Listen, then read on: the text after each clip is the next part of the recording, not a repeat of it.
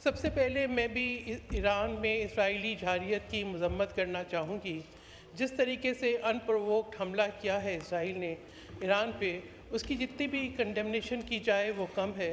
और ख़ुसूसी तौर पर टारगेट करके जो न्यूक्लियर साइंटिस्ट थे, उनके रिसर्चर्स थे, प्रोफेसर्स थे, उनको कत्ल करना, वो सिविलियंस थे, they were not in the military uniform.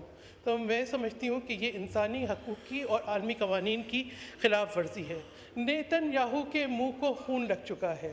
पिछले 20 माह में गज़ा के अंदर 5,500 से ज़्यादा अफराद, जिनमें बच्चे और ख़वातीन शामिल हैं, प्रेस के लोग शामिल हैं, शहीद हो चुके हैं।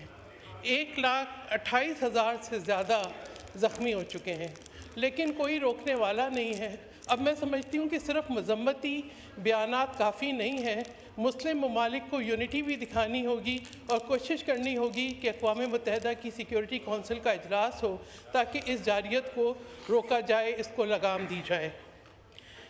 जब मैं बात कर रही हूँ इसराइली जारियत की, तो मुझे बार बार पीपल्स पार्टी के चेयरमैन बिलावल भुट्टो ज़रदारी का वो कमेंट्स याद आ रहा है कि नरेंद्र मोदी एक इंफीरियर क्वालिटी कार्बन कॉपी है नेतन्याहू की। तो भारत ने जिस तरीके से पाकिस्तान पे जारियत दिखाई और उसके ऑपरेशन सिंदूर को हमारी अफवाज पाकिस्तान ने शिकस्त दी, तो मैं अफवाज पाकिस्तान को भी खराज तहसीन पेश करना चाहूँगी। फील्ड मार्शल सैयद आसिम मुनीर की क़यादत में पाकिस्तान आर्मी ने प्रोफेशनलिज्म भी दिखाया, एक बहुत अच्छी कोऑर्डिनेशन थी, साइबर डोमेन में भी, नैरेटिव में भी, ISPR की, पाकिस्तान आर्मी की, पाकिस्तान नेवी की, पाकिस्तान एयरफोर्स की, जिसने भारत को शिकस्त दोचार किया और पाकिस्तान का वक़ार आलमी दुनिया में बुलंद किया। इसके लिए मैं अफवाज पाकिस्तान को खराज तहसीन पेश करती हूँ। इसके साथ साथ मैं समझती हूँ कि मीडिया के अगर किरदार पे उनको खराज तहसीन पेश ना किया जाए तो ज़्यादती होगी, क्योंकि हमारे मीडिया ने बहुत ही रिस्पॉन्सिबिलिटी दिखाई ऐसे वक्त में जबकि फ़ेक न्यूज़ का बाज़ार गर्म था, और एक ज़िम्मेदाराना सहाफ़त के ज़रिए पाकिस्तान के नैरेटिव को उजागर किया। पाकिस्तान की दिफा की बात होगी, कौमी सलामती की बात होगी, तो यकीनन पाकिस्तान की जो एटॉमिक कैपेबिलिटी है, जो न्यूक्लियर सलाहियत है, उसकी भी बात होगी। शहीद जुल्फ़िकार अली भुट्टो के हम मकरूस हैं, जिन्होंने अपनी जान का नजराना दिया और पाकिस्तान को न्यूक्लियर पावर बनाया। पाकिस्तान के पास न्यूक्लियर कैपेबिलिटी थी, इसीलिए न्यूक्लियर टेस्ट हुए। अगर न्यूक्लियर कैपेबिलिटी ना होती, पाकिस्तान के पास ये सलाहियत ना होती, तो शायद फिर कोई टेस्ट भी ना हो सकता। आज पाकिस्तान का दिफा नाकाबिल तस्खीर है। हम शहीद जुल्फ़िकार अली भुट्टो के मकरूज़ हैं। आज शहीद जुल्फ़िकार अली भुट्टो के नवासा, पाकिस्तान पीपल्स पार्टी का चेयरमैन बिलावल भुट्टो ज़रदारी अमन का सफ़ीर बन के दुनिया भर में पाकिस्तान के नैरेटिव को पेश कर रहे हैं। जिस तरीके से उन्होंने पाकिस्तान की नुमाइंदगी की, एक जो डिप्लोमेसी का जो एक गैप था उसको ब्रिज किया, दुनिया की पार्लियामेंट्स तक, अक़वाम मुत्तहिदा तक, अहम फोरम्स तक, थिंक टैंक्स तक, इंटरनेशनल मीडिया तक पाकिस्तान का मौक़िफ़ पेश किया। और ख़ुसूसी तौर पर न सिर्फ पाकिस्तान में बल्कि बैनुल-अक़वामी तौर पर कश्मीर का मुकदमा और इंडस वाटर का मुकदमा पेश किया।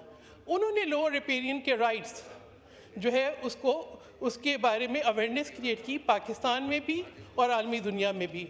उन्होंने इंडस वाटर ट्रीटी की लीगैलिटी को दुनिया में समझाया भी और उसके ऊपर हिमायत भी हासिल की। तो मैं ये समझती हूँ कि बिलावल भुट्टो ज़रदारी वो शख्सियत है जिन्होंने उस गैप को, उस खला को पुल किया जो पाकिस्तान बहुत अरसे से महसूस कर रहा था। अब अगर मैं डिप्टी स्पीकर साहब इस बजट पे आ जाऊँ, तो मैं कहती हूँ आज़ाद शुमार रहने दें। आज़ाद शुमार के चक्कर में मेरा वक्त चला जाएगा। सिर्फ ये कह सकती हूँ कि अगर मैं आज सिर्फ पाकिस्तान पीपल्स पार्टी की नुमाइंदा नहीं, मैं पाकिस्तान की आवाज़ बन के बात करूँ, तो ये बजट हक़ाइक़ से बहुत दूर है।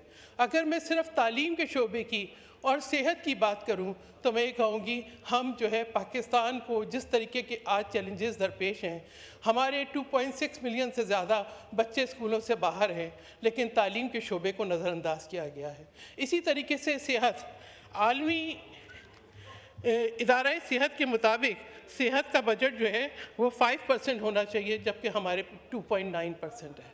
मैं समझती हूँ कि सेहत जो है ये इंसानी हकूक़ हैं, ये स्टेट की ज़िम्मेदारी है, इस पे तवज्जो देने की बिल्कुल ज़रूरत थी। लेकिन ये बजट जो है इसमें या तो आपको कर्ज़ नज़र आते हैं या कर्ज़ की अदायगी नज़र आती है या टैक्स नज़र आते हैं। पेट्रोलियम लेवी, अगर पेट्रोलियम लेवी लगती है तो उससे सिर्फ पेट्रोलियम की प्राइस नहीं बढ़ती, हर चीज़ की प्राइस बढ़ती है।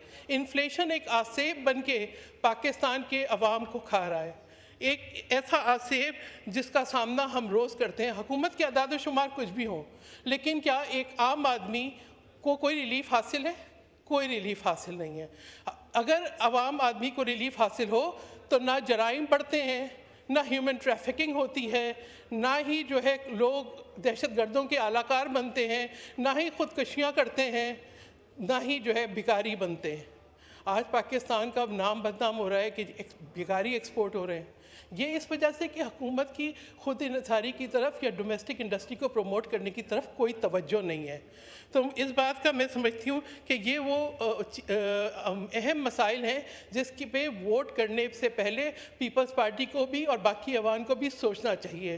क्या हुकूमत जो है तनख्वाह के नाम पे कहती है कि जी तनख्वाह बढ़ाई 10%, महंगाई बढ़ाई 60%, तनख्वाह बढ़ाई 10%, यानी आप मुवाजना करें कि अगर 10% तनख्वाह बढ़ेगी और 60% महंगाई बढ़ेगी, उसके बाद टैक्स होगा, आपको तनख्वाह मिली टैक्स, आपका पैसा बैंक में गया टैक्स, आपकी ऑनलाइन ट्रांजैक्शन हुई टैक्स, आपने कोई ख़रीदारी की टैक्स।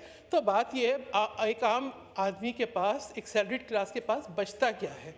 फिर अब जिस तरीके से फाइनेंस बिल के अंदर एक हरेसमेंट क्रिएट की गई FBR को गैर ज़रूरी इख्तियारात दे के कि वो किसी को भी चाहे अरेस्ट कर ले शुबे की बुनियाद पे। एक नैब का इदारा कम था जिसने किसी शरीफ आदमी की इज्जत रहने नहीं दी। मैंने जब 2020 के अंदर नैब की अब्यूज़ पे रिपोर्ट बनाई थी तो उस वक्त तक 13 अफराद नैब की कस्टडी में अपनी ज़िंदगी हार चुके थे, और उसके अंदर ब्रिगेडियर असद मुनीर का भी नाम आएगा, प्रोफेसर डॉक्टर ताहिर अमीन का भी नाम आएगा। और अब हम देख रहे हैं कि फ़रतुल्लाह बाबर जैसी शख्सियत जिनके पास 2 तिहाइयों से कोई सरकारी ओहदा नहीं है, उनको भी कहते हैं इख्तियारात से तजावुज़ किया। ये एक ब्लैकमेलिंग का तरीक़ेकार है। अब FBR के हाथ में भी यही टूल दे रहे। मैं समझती हूँ इसको पूरे ऐवान को, हुकूमती बेंचों को भी और अपोजिशन को भी और पीपल्स पार्टी को भी बिल्कुल रिजेक्ट करना चाहिए। इसी तरीके से सोलर पे 18% टैक्स, दूध पे 18% टैक्स, यानी आप ये देखें अब लोग क्या करें। दूध भी कोई आपके लिए जो है कोई एक ऐसी, मैं कहूँ कि फैसिलिटी है, कोई ऐसा जो है अयाशी का ज़रिया है जिस पे 18% टैक्स लगा दें। यानी हुकूमत की मुझे पॉलिसी समझ नहीं आई। फिर सोलर पे एक तरफ हम कहते हैं ग्रीन एनर्जी प्रमोट करो, दूसरा हम कहते हैं कि सोलर पर टैक्स हो। क्या सोलर के पे टैक्स पे पीपल्स पार्टी तो कम से कम वोट नहीं देगी? मैं समझती हूँ बाकी भी ऐवान के मेंबर्स अगर इस अहमियत को समझें कि सस्ती बिजली की क्या अहमियत है, तो उनको भी जो है बिल्कुल वोट नहीं देना चाहिए। अब अगर तनख्वाह की मैं बात कर रही थी, 10% इजाफा, 10% इजाफे को तो चेयरमैन साहब, स्पीकर साहब, हम जब काउंट करेंगे जब किसी को तनख्वाह मिलेगी, PTV के मुलाजमीन को 3 महीने और 2 महीने, कॉन्ट्रैक्ट मुलाजमीन को 3 महीने से और रेगुलर मुलाजमीन को बेशतर को 2 महीने से तनख्वाह नहीं मिली। उसके अंदर भी जो है एक प्रेफरेंस है कि कौन आपको पसंद है, कौन नहीं पसंद है, किसको तनख्वाह देनी है, किसको नहीं देनी है। एक इम्तियाजी सलूक जो है वो बरपा है। और जब तनख्वाह और पेंशन मिलेगी नहीं और ईद पे भी नहीं मिली, ये हमने कायमा कमेटी में इस मसले को उठाया तो हमसे वादा किया गया कि जी ईद से पहले सबके वाजिबात अदा कर दिए जाएंगे। ना पेंशनर्स को पेंशन मिली, ना तनख्वाहदारों को तनख्वाह मिली। तो ये तो मैं समझती हूँ अगर ये हाल है तो फिर हम बजट का क्या करें? जी अभी तो मेरा टाइम शुरू हुआ है स्पीकर साहब। आप अभी से फिर एग्रीकल्चर पे भी बात कर लूँ, क्योंकि अगर उस पर बात नहीं की तो मैं समझती हूँ कि एक अहम नुक्ता रह जाएगा। सिर्फ वीट ग्रोअर्स को 2.2 ट्रिलियन नुकसान, 2200 अरब नुकसान जो है पिछले मई से लेके अब तक हुआ। किस वजह से? कि हुकूमत ने जो है गंदम इंपोर्ट की, इसलिए कि गंदम की प्राइस जो है वो हुकूमत ने फिक्स नहीं की। और गंदम इंपोर्ट ये नहीं कहें कि सिर्फ जो है इंटरिम गवर्नमेंट ने की, अप्रैल तक भी शिप्स आ रहे थे।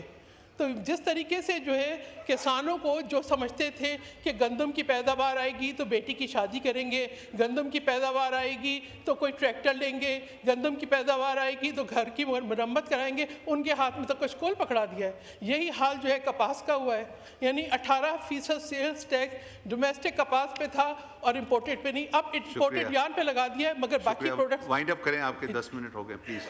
एलोकेटेड टाइम 10 मिनट है। जी स्पीकर साहब, थोड़ा सा मुझे 2 मिनट दे दें, मुझे अहम बात करनी है। ठीक है, आखिरी बात कर दें, वाइंड अप। जी आखिरी बात नहीं है, मुझे इम्पोर्टेंट बात करनी है, इसीलिए कि ये बहुत ज़रूरी है। मैं ये कहना चाहती हूँ, मेरे ऊपर एक जिम्मेदारी है। सिंध के अंदर जिस तरह से कि M6 के मंसूबे के ऊपर 400 अरब के बजाय सिर्फ 15 रखे गए हैं, जिस तरीके से सिंध के K4 के मंसूबे को नज़रअंदाज किया गया है, जिस तरीके से हाउसिंग PWD के ख़त्म होने के बाद जो सिंध के प्रोजेक्ट्स हैं वफाक ने अपने पास रखे हैं, एक जो है तसल्लुत कायम करना चाह रहे हैं, उसको बिल्कुल रिजेक्ट करते हैं। ये वो नुकात हैं, ये वो अगर इनकी दुरुस्तगी नहीं हुई, इन पे डायरेक्शन दुरुस्त नहीं हुई तो हम वोट नहीं करेंगे।